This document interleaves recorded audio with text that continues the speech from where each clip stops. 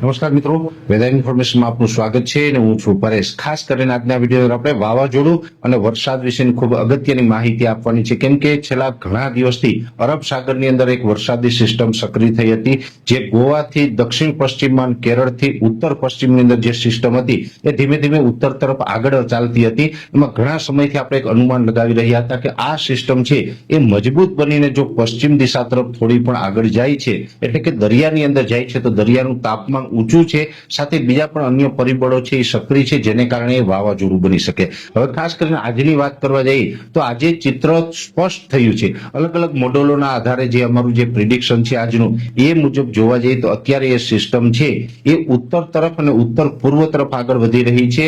આજે સાંજે 4 વાગ્યા સુધીનું જે લેટેસ્ટ જેનું લોકેશન ટ્રેસ થયું છે એ મુજબ એ સિસ્ટમ છે એ મુંબઈથી થોડીક દક્ષિણ તરફ છે, એટલે હવે લગભગ આવનારા 12 થી 24 કલાકની અંદર મુંબઈ સુધી પહોંચે તેવી શક્યતાઓ છે ને એ સિસ્ટમ છે એ અત્યારે ધીમે ધીમે મજબૂત થઈ રહી છે। જોકે એ સિસ્ટમ સૌપ્રથમ જે સાયક્લોનિક સર્ક્યુલેશન હતી, ત્યારબાદ 21 તારીખે મજબૂત થઈને લો પ્રેશર બની અને આજે એ સિસ્ટમ છે એ વેલમાર્ક લો પ્રેશર બની ચૂકી છે। બની શકે કે આવતીકાલે 24 તારીખે સાંજ સુધીમાં એ સિસ્ટમ વધારે મજબૂત થાય અને વધારે મજબૂત થઈને ડિપ્રેશન બની શકે છે। જોકે એ સિસ્ટમ છે એનું જે આપણે વાત કરી રહ્યા હતા કે મૂવમેન્ટ, એટલે કે જે એનું આગળ ચાલવાની જે દિશા છે એ અત્યારે ઉત્તર પશ્ચિમ તરફ, એટલે કે મહારાષ્ટ્રમાં મુંબઈ ઉપર થઈ અને ઈશાનના ખૂણા તરફ આગળ વધે તેવી શક્યતાઓ પ્રબળ છે। એટલે એટલું કહી શકાય કે આ સિસ્ટમ છે હવે દરિયા તરફ નથી જવાની એવું અલગ અલગ મોડેલો બતાવી રહી છે। દરિયા તરફ નથી જવાની એટલે વાવાઝોડાનો ખતરો પણ આપણે હવે ટળી ગયો છે એવું માની શકાય। હવે અત્યારે આજનું જે અમારું પ્રિડિક્શન છે ત્યાં સુધી ચોક્કસ એટલું માની શકાય કે 90% સુધી શક્યતા એવી છે કે હવે આ સિસ્ટમ વાવાઝોડું નહીં બને। અને આપણે ગઈકાલે પણ આ એક્સ્ટ્રા વિડીયોની અંદર જે વાત કરી હતી એની અંદર એ જ વસ્તુ જણાવી હતી કે 24 કલાકની અંદર ચિત્ર સ્પષ્ટ થઈ જશે કે સિસ્ટમ વાવાઝોડું બનશે કે નહીં, કેમ કે આ સિસ્ટમ છે એ દરિયાકાંઠાથી ખૂબ નજીક હતી। જો આ સિસ્ટમ છે દરિયામાં થોડીક વધારે અંદર હોત, ડીપ સીમાં હોત, તો એને પૂરો સ્પેસ મળે, એના આઉટર ક્લાઉડ છે એ પણ સંપૂર્ણ દરિયામાં રહે અને ત્યાં વાવાઝોડું બની ગયું હોત। ખાસ કરીને આવડી મજબૂત સિસ્ટમ જ્યારે બનતી હોય અને ડીપ સીમાં હોય ત્યારે અમે એડવાન્સમાં જ કહી દેતા હોય કે આ સિસ્ટમ છે એ વાવાઝોડું બનવાની છે।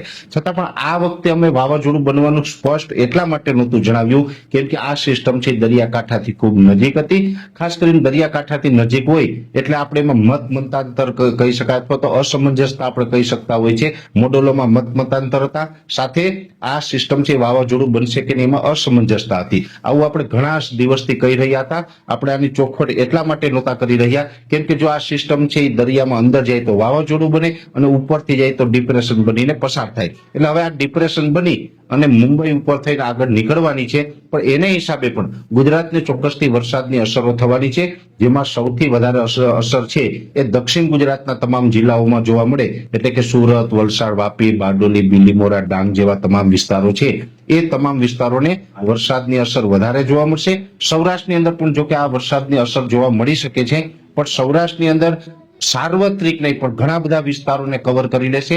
અને આ વરસાદો છે એ આજે જોવા જઈએ તો 23 તારીખ છે, એટલે એક અઠવાડિયા સુધી 5 થી 7 દિવસ સુધી અલગ અલગ વિસ્તારોમાં વરસાદ પડશે। સૌરાષ્ટ્રમાં પણ અનેક જગ્યાએ 1 થી લઈને 2 ઇંચ અને અમુક વિસ્તારની અંદર 2 ઇંચ કરતા પણ વધારે વરસાદ પડી શકે।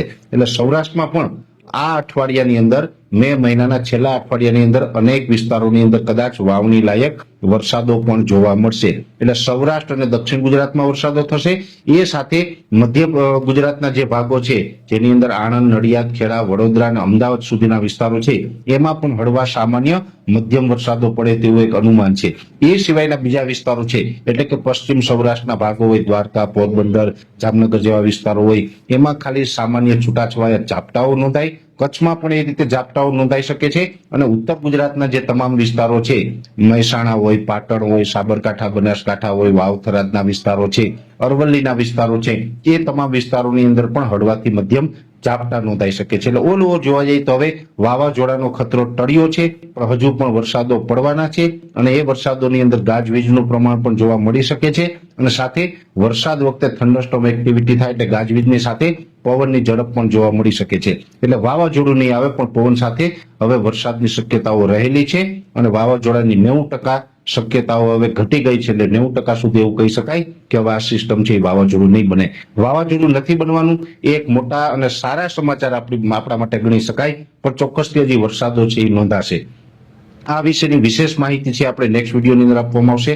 અત્યારે આ વિડીયોની અંદર એટલું જ. અંતમાં દરેક મિત્રોને વિનંતી રહેશે કે આ વિડીયોને લાઈક આપીને દરેક ગ્રુપમાં શેર કરી દેવો અને આપણે આ ચેનલને સબસ્ક્રાઇબ કરવી. હાલ રજા આપશો. ધન્યવાદ.